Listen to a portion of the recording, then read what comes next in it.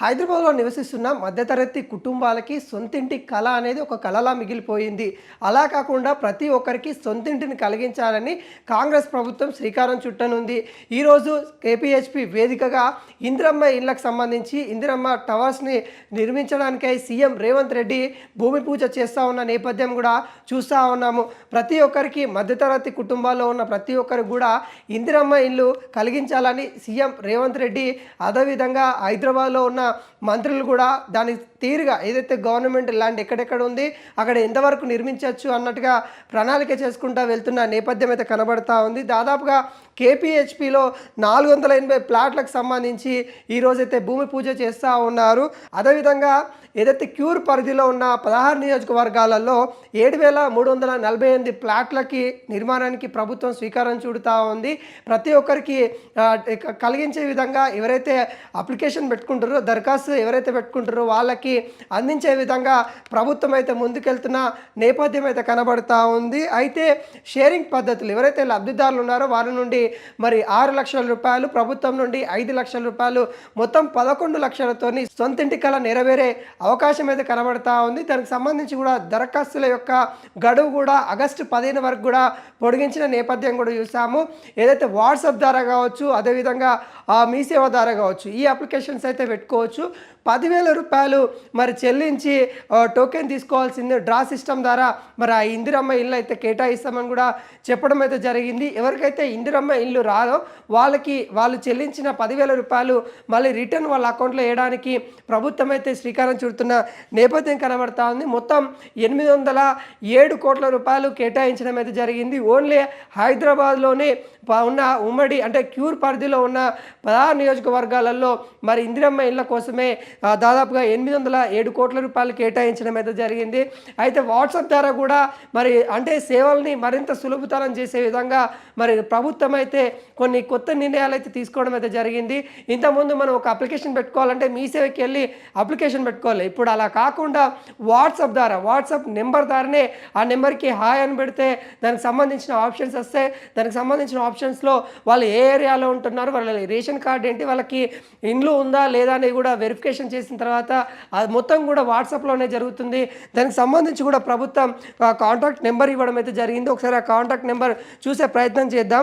8096958096 ఈ నెంబర్ అయితే మరి ప్రభుత్వం ఇవ్వడం అయితే జరిగింది. ఈ నెంబర్ ద్వారా ఎవరైనా వాట్సాప్ ద్వారా హాయ్ అని మెసేజ్ చేస్తే వాళ్ళకి దానికి సంబంధించిన వివరాలు వస్తే దాని ద్వారా వాళ్ళ అప్లికేషన్ కూడా ఫిల్ చేసుకునే నేపథ్యం అయితే మనకైతే కనబడతా ఉంది. అయితే ఎవరు అర్హులు చాలా వరకు కూడా మరి హైదరాబాద్లో ఇండ్లు లేని వాళ్ళు కూడా దరఖాస్తు పెట్టడానికి చూస్తూ ఉన్నారు. ముఖ్యంగా ఈ 16 నియోజకవర్గాలు ఏవైతే ఉన్నాయో ఈ 16 నియోజకవర్గాల నుండి కూడా చాలామంది చూస్తూ ఉన్నారు. అయితే 6 లక్షల కంటే తక్కువ ఆదాయం ఉన్న ఎవరికైనా ఇక్కడ ఈ పథకం అయితే వర్తిస్తూ ఉంటుంది. అదేవిధంగా వాళ్ళకి ఊర్లో కానీ లేకుంటే హైదరాబాద్లో కానీ ఎటువంటి ప్లాట్ ఉండకూడదు, ఎక్కడ లేని విధంగానే వాళ్ళ పైన ఎటువంటి రిజిస్ట్రేషన్ లేని ప్లాట్లు ఉండకుండా ఉండాలి. అలాంటి వాళ్ళకి ఇస్తామన్నట్టుగా ప్రభుత్వం అయితే చెప్తుంది. ఇప్పటికే గ్రామాలలో 5 లక్షల రూపాయలతోని మరి ప్రతి నియోజకవర్గానికి దాదాపుగా వేల సంఖ్యలో మరి నిర్మాణం పూర్తయిన నేపథ్యం కూడా మనం చూసాము.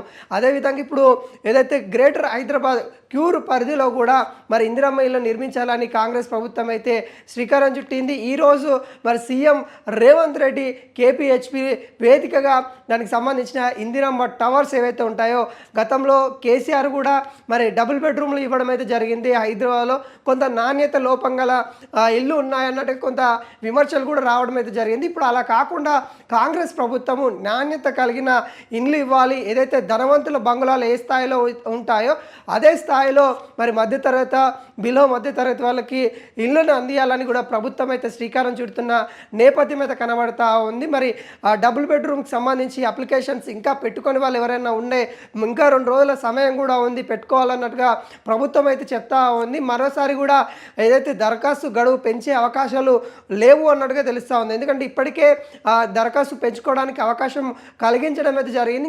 మరోసారి అయితే ఉండదు. ఎవరికైతే లబ్ధిదారులు అని అనుకుంటా ఉన్నారో వాళ్ళందరూ కూడా 10,000 రూపాయలతోనే అప్లికేషన్ పెట్టుకుంటే వాళ్ళకి ఇళ్ళకి సంబంధించిన పూర్తి డీటెయిల్స్ వచ్చిన తర్వాతనే మిగతా డబ్బులు కట్టాల్సి ఉంటుంది. మొత్తం 6 లక్షల రూపాయలు లబ్ధిదారుల నుండి ప్రభుత్వానికి ఇవ్వాల్సి ఉంటుంది. ప్రభుత్వం నుండి 5 లక్షల రూపాయలు ఇటు లబ్ధిదారు లబ్ధిదారులకు ఇస్తారు. మొత్తం 11 లక్షలతోని మరి ఇల్లు నిర్మాణం అయితే కాబోతా ఉన్నట్టు తెలుస్తూ ఉంది. మొత్తానికి హైదరాబాద్లో మధ్యతరగతి ఎవరైతే ఉన్నారో వాళ్ళందరికీ కూడా సొంతింటి కల ప్రభుత్వం నెరవేర్చబోతా ఉంది. మరి గతంలో కంటే మెరుగైన సదుపాయాలతోని మరి ఏదైతే రాష్ట్ర నడిబొద్దున మరి ఇందిరమ్మ ఇల్లు అంటే ఏ స్థాయిలో నిర్మిస్తాము అంటే వాళ్ళ యొక్క పార్టీ ప్రతిష్టగా తీసుకుందని కూడా చెప్పుకోవచ్చు.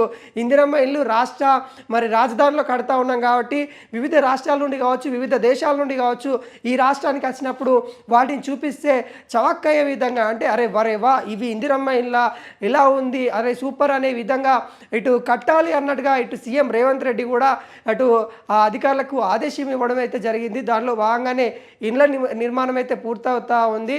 వచ్చే సంవత్సరం కల్లా మరి ఇందిరమ్మ ఇల్లు పూర్తి చేయాలన్నట్టుగా కొంత నిర్ణయం తీసుకున్నట్టు కూడా తెలుస్తూ ఉంది. ఎందుకంటే వాటికి సంబంధించిన పనులు ఇప్పటికే స్థలం సేకరణ కావచ్చు, ఇవన్నీ కూడా మంత్రులు అయితే పూర్తి స్థలం చేసినట్టు కూడా తెలుస్తూ ఉంది. ఇక ఇళ్ల నిర్మాణం ఈ రోజుతోని మరి శ్రీకారం చుట్టనుంది. ఈ రోజుతోని సీఎం రేవంత్ రెడ్డి పూజ తర్వాత ఇళ్ల నిర్మాణానికి నాంది పలుకుతా ఉందని కూడా చెప్పుకోవచ్చు.